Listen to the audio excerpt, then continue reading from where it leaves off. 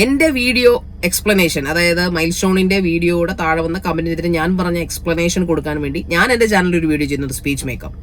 അതിന് താഴെ അല്ലെങ്കിൽ ആ വീഡിയോ വെച്ച് പല യൂട്യൂബ് ബ്ലോഗേഴ്സും, പ്രമുഖ യൂട്യൂബ് ബ്ലോഗേഴ്സ് എന്ന് ഞാൻ കരുതിയിരുന്നവർ റിയാക്ട് ചെയ്തപ്പോഴാണ് എനിക്ക് മനസ്സിലായി, എന്റെ ദൈവമേ, ഇങ്ങനെയും എച്ചിൽ കണ്ടന്റുകൾ എടുത്ത് സ്വന്തം കണ്ടന്റ് ആക്കാൻ യാതൊരു എളുപ്പമില്ലാത്ത കണ്ടന്റ് ക്രിയേറ്റേഴ്സിനെ ആണല്ലോ ഞാൻ ഇത്രയും കാലം ആരാധിക്കുകയും ഫോളോ ചെയ്യുകയും ചെയ്തിരുന്നു നോക്കുമ്പോൾ സത്യത്തിൽ ലജ്ജ തോന്നിപ്പോയി. എനിക്ക് അതികഠിനമായ ലജ്ജ തോന്നിപ്പോയി.